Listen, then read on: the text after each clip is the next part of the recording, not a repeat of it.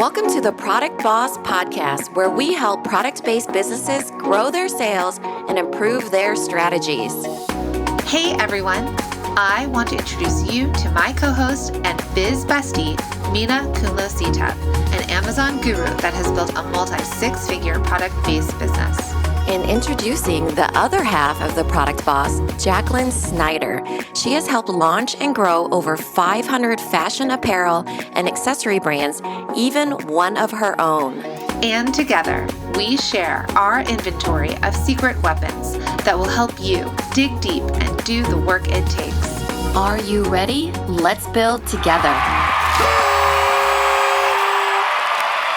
Hey everybody, and welcome to another episode of the Product Boss Podcast. I'm your host, Jacqueline Snyder, with my successful co-host, Mina Kumlo-Sita. Hey, Mina. Hey, Jacqueline. All right, successful, huh? That's a big word. How do you feel when I say you're successful? I feel fine with it. That's what I've been working for, right? Yeah. So, my blood, sweat, and tears going in to be a success. It's so funny because we're going to have a download for everybody in this episode. So make sure your ears peaked. It's going to be at theproductboss.com/success. I was thinking, I hope people know how to sell or how to spell success as success. And I was just thinking, well, hopefully successful people know how to spell success at least. And if you don't, Google it. Yeah. I feel like it should autocorrect. Or ask the A device. Yeah, that's right. I'm just kidding. People, our listeners are like, we're not idiots, but guess what? We need help sometimes adding 5 Oh plus my 5. gosh. You know how I literally could not count to 4 the other day. I kept recounting myself as the people in the group. So it's not anything. We literally have only so many brain capacity in a day. Sometimes you're a good speller, sometimes you're not. Depends on the day. So stick with us as we share how to be successful. No. All right. So today's episode is a good one. This is something that we've been working on. And, we worked with over 50,000 students in our programs and our challenges and our courses and our masterminds and all the things. And we have consistently, between Mina and I starting our own product-based businesses and the success that we've had to what we've seen our students create, is this incredible way to get from $0 to $100,000. And we have this 0 to 100K success method. And through this, what we've really established, and a lot of you know us for this, is the bestseller. And we've created a bestseller staircase. So if you want this download where we show you the bestseller staircase and the success method, like Mina said in the beginning, all you have to do is go to theproductboss.com/success to get your free download. And if you, like we said, if you don't know how to spell it, just Google it. Yeah. 2 C's, 2 S's. If you've been listening for a while, you know that Doug and I used to say, and we still do, one of our programs that we had was called The Top. And we would say, there's room at the top for all of us.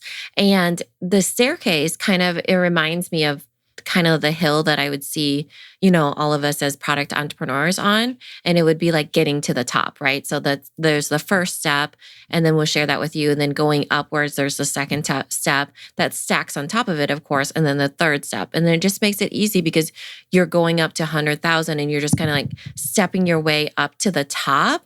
And this is the way that we've seen people do it. And I will say that this has been it feels counterintuitive at first because you're like, ooh, this feels like I'm doing less or something. But also because this is for small businesses. We really, really are about bootstrapped, typically organic, small product businesses. And this is what we've seen for the path for all of us, at that level, getting beyond that, all the way up to, multi-million-dollar businesses. But this is the 0 to 100K that we know that if you do this, it will help you get the right step in front of the other. Right. So this method could help you hit 100K. Now, when I say this, some of you out there might be like, yes, I want this. And you might be leaning in. Some of you out there might be leaning out and thinking, ooh, that sounds like for somebody else. Sounds like hard work. It sounds like hard work. Sounds like I need to know more about business. Sounds like something that feels like you're pulling back and not leaning in.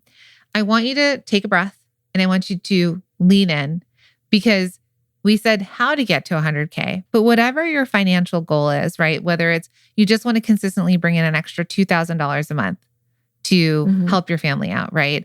Or to provide a sort of lifestyle that you want. Let's say that you want this to be a $50,000 a year business. Let's say you want it to be an $80,000 a year business. Whatever you want this business to be, lean in, take a listen, because what you pull away from this episode is still going to be helpful, because no matter what, and you heard this in the previous episode, was that we want it to feel easy. We want to remove overwhelm.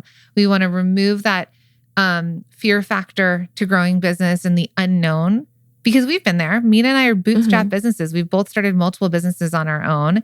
We've worked as solopreneurs. We funded them ourselves with, money from other jobs until the businesses that we built could, support themselves. So we get what it takes to get there. And we want you to know that your foot is on the gas pedal and you get to choose how fast you want to get there, or if you want to ease off for a bit, depending on the season you're in. But let's lean in and dig into this together. Right. So step one is where we started off with. And if you're in the workshops with us and you're listening to this in real time, this is what we really talk to you about in our free workshops and in our challenge, because you need this step one in order to get to step two, step three. Okay. So the first part of that is that you apply the 80-20 rule for your products, meaning that 80% of the results, the revenue, 80% of what you become known for will come from 20% of your products. So what does that also mean? 80% of the results come from 20% of your efforts, right? So we really want you to, as a small business, because you have limited time, you have a limited resources as far as money and time and energy, take 20% of that, and that shall reap 80% of the reward that we are teaching you about. We always teach about this over and over, and that's the bestseller staircase of, and we usually do it in our free workshops and our challenges, because this is the baseline, like I said. And then also the second part of that, and I'm going to have Jacqueline go into step two after this, but second part of that we teach you how to do it is we help you identify and strategically lean into your bestsellers. So a lot of people get confused on, what do you mean by bestsellers? What do you mean by it? Does this count as a bestseller? Does that count as a bestseller? And we, in our workshops and challenges, will help you for free identify and strategically know how to lean into your bestsellers. What are you going to do? How are you going to start talking about them more? When are you going to start doing promotions around them? That sort of thing. So make sure you sign up. Those are at theproductboss.com/holiday. And that should get you. And the challenge. For the free. Yeah, and the challenges. It should get you to the challenges if you're listening to this in hindsight time as well, or, If you're in the past. Yes. Welcome to the future. No. And I want to share a couple examples, like to help you kind of wrap your head around this. And these are students that are in Multi-Stream Machine with us, our signature program. The doors are reopening for our final time of registration in 2022. So make sure to come to multistreammachine.com, get on the wait list so that you can join us in September when the doors open for just a week. You just have a week to sign up, so make sure to get in. So step one on this bestseller staircase, I want to talk about Brooke of Be Happy. And I know you've heard us talk about her, but we've got some very successful students. And this is someone that I just want to give in context of an example of someone who applied the 80-20 rule for her products. And she identified and strategically leaned into her bestsellers. So Brooke sells hand knit hats. And Brooke had baby hats, like newborn hats, toddler kid hats, adult hats. And Brooke can make all the colors possible, but what she realizes when she leaned into her bestsellers and she looked at the 80-20 rule and she looked at what she was selling, she realized there were two types of hats that sold. They were the adult hats mainly, and it was the slouch hat and the pom-pom hat. Then we go from there and we say, okay, this is driving you your revenue. Now, what color variations are the things that are working really well? And so she was able to look at her hats and figure out which of the color variations were her best sellers. So instead of Brooke making 100 different variations of each hat for each size, she was like, okay, I see that these colorways really work. Let me double down and do more of these and sell more of them. Also, Brooke took that 80-20 rule and realized that 80% of her revenue came from 20% of her products. And so she took the adult hats and she scaled that to wholesale. It wasn't kids and babies and different buyers and things like that, because that's when your life gets complicated. That's when things start to feel less easy, when you're trying to find stores that sell to babies and stores that sell to kids and stores that sell to adults, and you're trying to sell them all the things. So she was really able to strategically focus on her bestseller, which was step one, to be able to scale and grow her business with ease. And so she's doing that right now. Can I give another flip side example too? So a lot of times when people hear about the 80-20 and leaning into bestsellers, they're like, but I only have a couple products.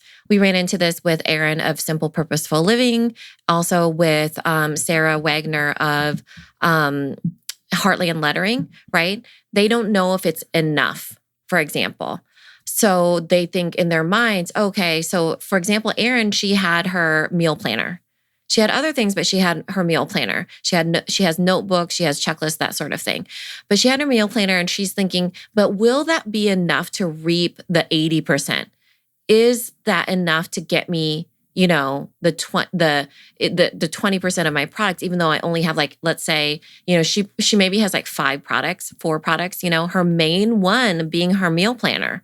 And that's kind of her core product, and everything is kind of, in that the meal planner is in the middle and everything else is kind of like outside that concentric circle. But it did, right? She was able to get it on Amazon. She was able to get it into different places. She also has she initially started her business to fund her adoption.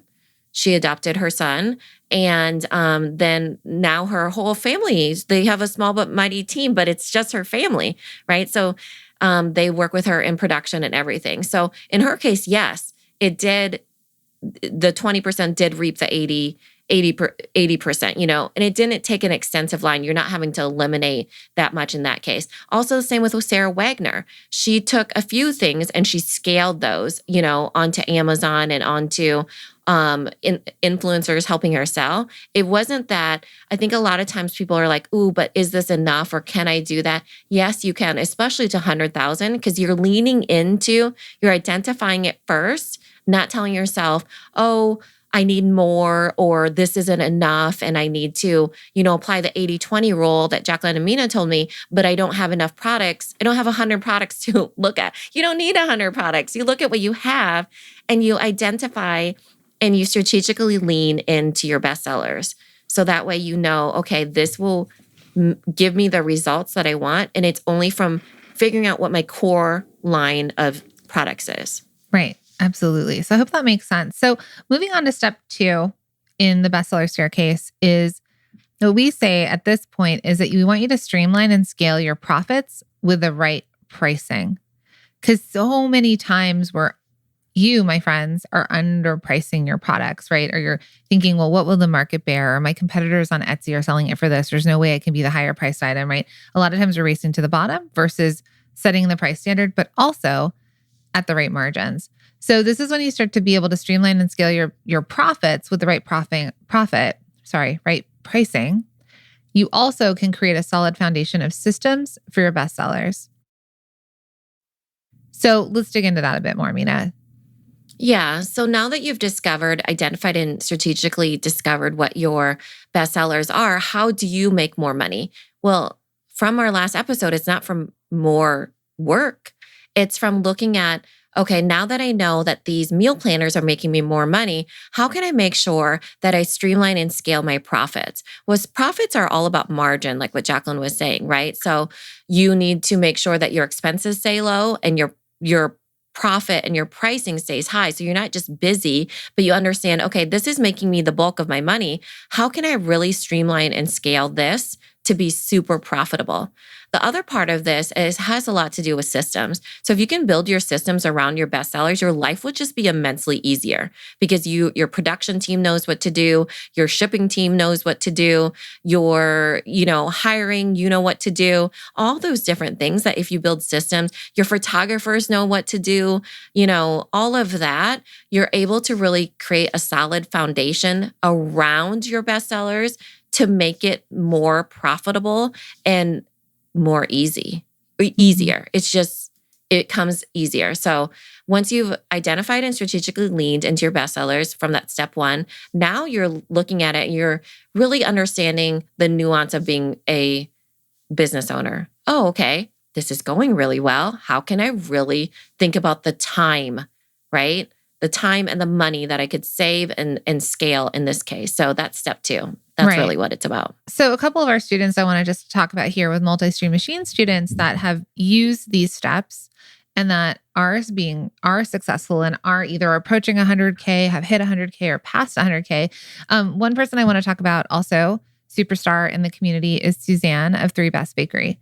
So Suzanne actually came to us during one of our challenges where she was able to ask us a question live, and we sort of coached her live on this call. And Suzanne's a bakery in Arkansas, one of the most expensive bakeries in Arkansas, according to Suzanne, but her cookies were $1 each. So I say that with a chuckle because she felt like in the small town that she lives in, that she couldn't price anything higher than $1 because her customers were used to going to bakeries or going to Walmart to buy their cookies. And so $1 per cookie was a lot. Now, when she came to us and she started thinking about pricing for profit, right? Not just sort of trying to do what she thinks the market will bear without any sort of strategy behind it or any sort of research. We started talking to her and we were like, okay, time to raise your prices. What's your labor? What's the cost of the raw goods that are going into it? What kind of money do you want to make? Because at that point to hit $100,000, she had to make 100,000 cookies. It's a lot of cookies for a baker. So as she raised it, she 3x'd her price point. She went from $1 to $3. Sounds like a lot, but guess what? She sold just as many of them. She brought in a higher quality customer. She got to make less cookies. She didn't have to make 100,000 cookies. She made less cookies and hit $100,000 faster and with more ease without having to make more units. And that was because she was thinking about her pricing. She was thinking about her profit. And I mean, cut to where Suzanne is today, and she's opened a bigger bakery, a bigger space, and she was just named the #1 cookie in Arkansas. Amazing. And she really understood that it took systems too with queuing in her inventory amount of cookies, but also her, the inventory, but also she ships nationwide. So getting shipping in there. But also I wanted to mention, going back to step 1 and the example of Suzanne. So Suzanne, one of her best sellers was also cakes, custom cakes.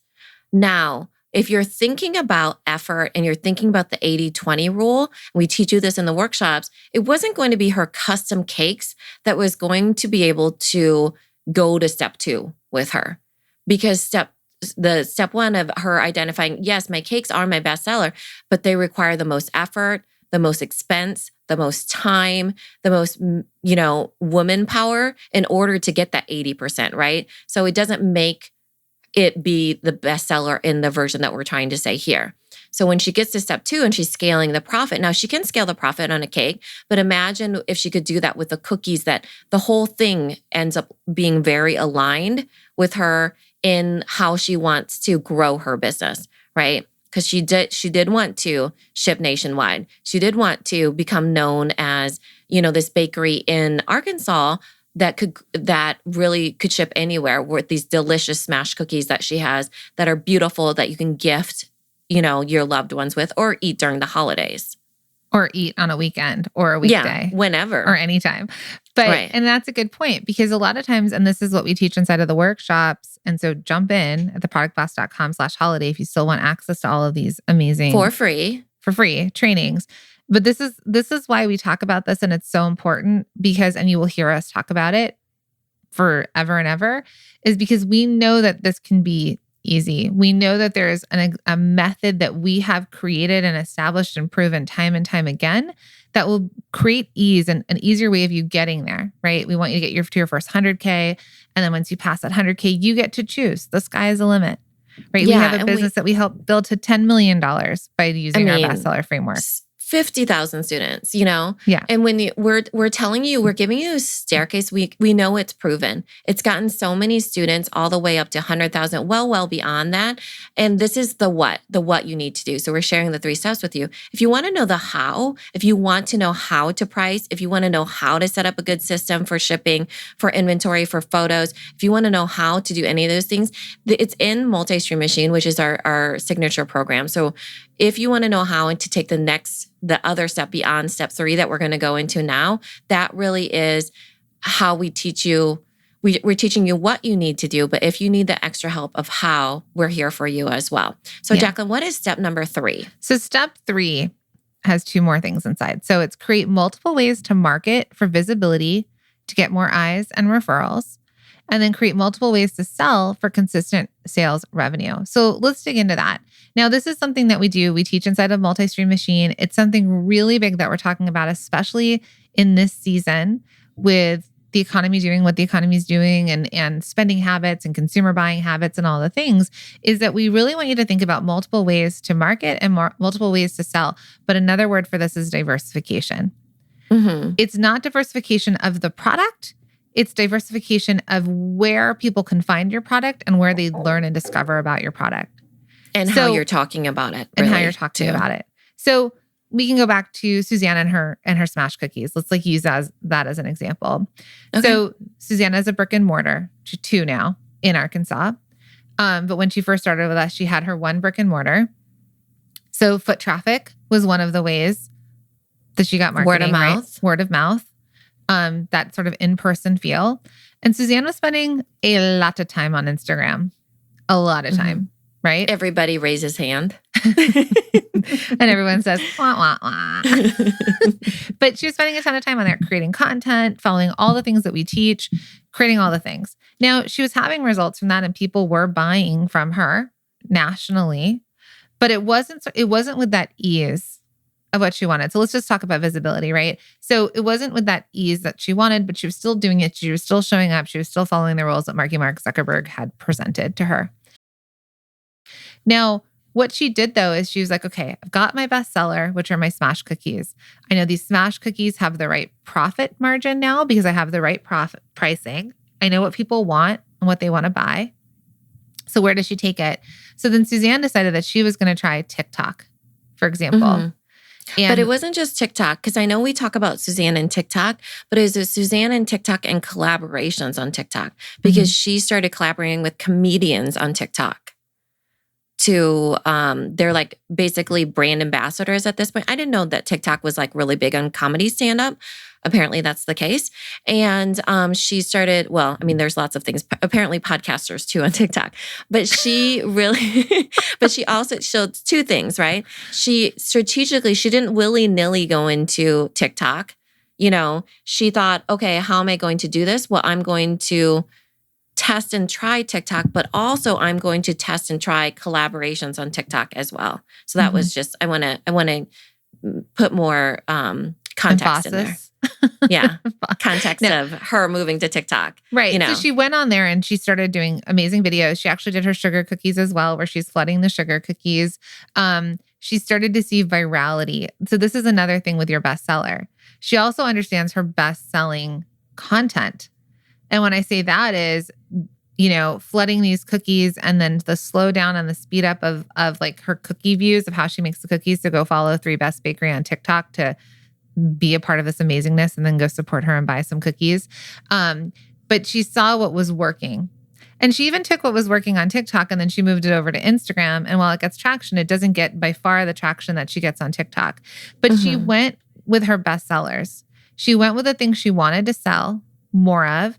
And she took it to another market to do. And like Mina said, the other thing, and we teach collaborations inside of Multi-Stream Machine, is she looked into how to magnify where she sells and how she sells. So she started working with comedians. Now she's like the number 1 go-to for some big celebrities out there that were on some major TV shows that make you cry every week, like real good big shows. Now, these celebrities are also like coming to 3 Best Bakery for all of their gifting needs, for all of the TV shows. Who would imagine? Do you think that would have happened if she would have stuck with her dollar cookies from a bakery in Arkansas? No. Do you think a big like Emmy Award like nominee, I don't know if you won, or Emmy, someone who was up for an Emmy would be buying dollar cookies and sending them to other Emmy Award winners? No. You have to really think about that she took what she was doing, the bestsellers, really branded in a way that made her known as this bakery in Arkansas that was this beautiful bakery and known for her smash cookies, that they were like, ooh, you know what? She started getting referred, even with being on the Product Boss podcast. She's actually been on the Product Boss podcast if you all want to go back to her episode. But she really became known for her smash cookies. And then it just grew from there, right? She was able to talk less even about her bestsellers because other people were talking with her. She was able to get more clarity with her story, telling and why people were coming from her or coming to her, right? Right. And I think that's the same thing for even Brooke as an example with, Be Happy Design. So multiple ways to market for visibility for eyes and referral. So Brooke took these hats and she in herself is an influencer these days because she's traveling the nation with an RV and her children, and people love to follow her. Travelers love to follow her. Also, when she's at the camp spots and people see her and they see her knitting and they see her hats and they ask her about it. And then it's word of mouth and she's kind of gone viral within that community in itself. So it wasn't like Brooke was like, oh, let me start making you all blankets so we can sit around the campfire together. Mm-hmm. It was the hats. It was the bestsellers. It was for the adults. And then if someone comes up to her and be like, oh, you're the hat lady. I don't know if they say that to her, but let's just say they did. I don't know. Maybe one person would say that to her. They're like, you're the hat lady in the RV and the thing. And they're like, oh my goodness, I saw so-and-so wearing your pom-pom rainbow heart hat, Mm-hmm. And because they're seeing the pom-pom rainbow heart hat everywhere, it's referable. You see it and people buy what they see. Yeah. So the second part of step 3 was create multiple ways to sell for consistent sales revenue. Yeah. So same idea. Same idea, but like what Jacqueline was saying, this is just another version of diversification. You're taking what you sell, your bestseller, and you're putting it onto multiple places. Now, I didn't say put all your things onto multiple places. I said your bestseller onto multiple places. So you lead with your bestseller always.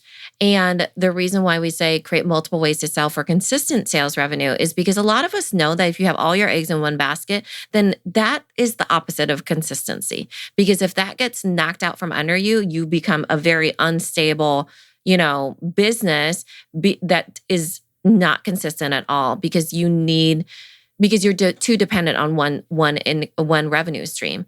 So multiple ways that you're selling is how you create consistency in a small business. Because if one gets knocked out from under you, then you have more in the pipeline.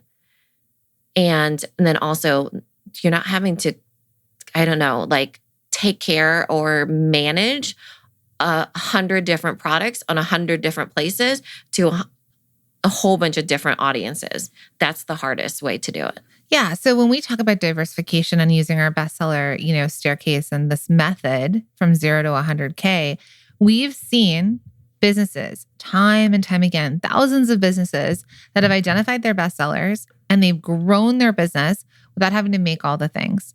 So another example, and I know we talk about her as well, but Sarah Wagner of Heartland Lettering.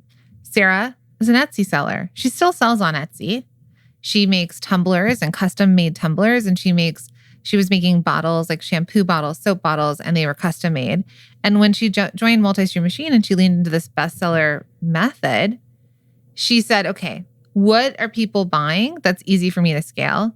It was the soap bottles, let's just call them. They were white bottles with black tops. She's got variations of that now. But when she started, she did that. She created a bundle and she put that on Amazon. So she didn't go on Amazon and say, okay, I'm going to put all of my tumblers.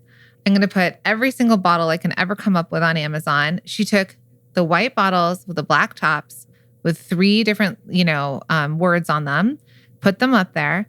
And she was able to double her revenue, triple her revenue, quadruple her revenue just by taking her bestseller and diversifying that. She sells online, direct to consumer. She sells on Instagram. She sells on Etsy. But where she really grew her business was taking her bestseller and putting it on Amazon as a sales platform, for example. Yeah, even if we carry the story through of Suzanne, right? Suzanne, when she started that second bakery, she could have started talking more about her brownies. She certainly has them. She could talk about her, like I said, her custom cakes. She could talk about her, her coffee. Let's just say she sells coffee. It's like I'm trying to come up with the desserts, and it's the only time I can't come up with them. What else do they sell at bakeries? Could have been the custom cake shop. Yeah, or Dutch letters or something, I don't know. So it could be all these different things. No, what she ended up doing was that she really, when she's on social media, when she's going online, she knows that she talks about the smash cookies. She leads with the smash cookies.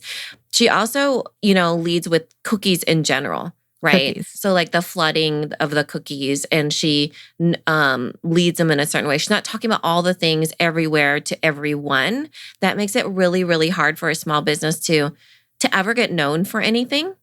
So when you're in multiple places, you try to have 80% of your results come from 20% of your products. So you can stay consistent in how you talk about it, how you sell it, and how you are visually and like how you present yourself in the online world, right? What you're known for, how you position yourself. You make it easier on yourself that way. Right. And so, for example, just going back to Three Best Bakery, when I look, I'm just jumped on her Instagram really fast. And now she sells cookies. She sells brownies. She sells cakes. She sells a lot of amazing, delicious things that, you should all go buy currently. But if you look at the majority of her posts and her content, it's around cookies. So she's a bakery, yes, but she's known for cookies. That she can compete and hold her own against national chains that are now known for cookies that are popping up in the town near you. Yeah. And she can still be named number one. She could still be growing a profitable business because she's known for something and it is her bestseller and she came up with it. It's her thing. And I know that some of you out there are like, but I make jewelry or I make handmade stone jewelry or I make pottery or I make art or, how do I become known for this? Yeah, you don't have to invent something. It doesn't have to be like the smash cookie invented, but it's just being known for that so that you're referable. So people will be like, oh, you're into gemstone jewelry that has like a meaning. Okay, go to Rachel Dunn Jewelry, for example. Right. However, it can't just be, I want to be known for candles and I'm just going to sell everything to everybody. The whole thing is that you have your own take on it. You are all creative entrepreneurs. You have your own version of it. Even when you're thinking about, your bestseller, you can't just say, I really want this vanilla candle to be my bestseller. Well, unless people are paying with their dollars to show you that vanilla candle is your bestseller, then you're going to have to keep testing until it's proven to be a viable product that it is bestseller worthy, I guess. Like it can't just be, you can't just pick and choose it. What determines a bestseller is your customer. If they're the ones who are putting their money and buying it and casting their vote to have that be your bestseller. Yeah. So if you're a startup business, a smaller business, and you don't feel like you maybe have that data, I would definitely invite you into our workshops and our challenge. We go over this on how to get that data. I would love for you to download this download that is totally free for you if you go to theproductboss.com/success.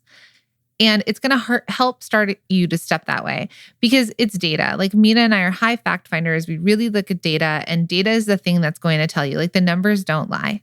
So even if you've only ever sold 10 things, what are the majority of the things you sold? Now, some of you out there might be like, well, I sold 10 things, but they were 10 random things because I made just 10 random things and tried to sell them all. Well, great. Are they buying necklaces? Are they buying bracelets? Are they buying chunky jewelry? Are they buying thin jewelry? Like start to just pull apart what people are leaning towards and what they're attracted to.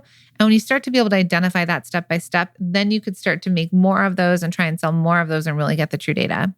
But nonetheless, this is really effective if you want to get from $0 to $100,000, if you lean into your bestsellers and even past 100,000, because we've seen this happen as well, you could make a ton of money. You can build a beautiful business with ease, without the overwhelm, feeling just really good and confident about this business, turning it from a hobby into a business that supports you and your lifestyle. So follow our method. If you follow our method, we will get you there faster and with more ease and more success than sometimes when we're doing this all alone. And it is a hard journey by ourselves. So stick with us. Yeah. And if you haven't already, make sure you get into our workshops and our challenges because this fall to holiday season is going to be unlike any other.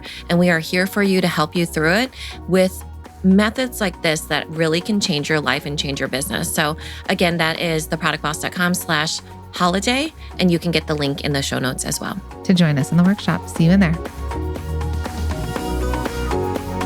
Thank you for being here and listening all the way through the Product Boss podcast. If you love our show and it has helped you in any way in your business, would you mind doing 2 things for us? Subscribe to the show so you never miss an episode and leave us a review. Reviews help other product entrepreneurs know that this is the place to be to grow their businesses and realize that they're not alone. And we know that you all know that a 5-star and honest review helps you sell more products to more people. So you know that your reviews help us reach more listeners around the world. Remember, what we give is what we receive, and we are all about helping each other in the Product Boss community.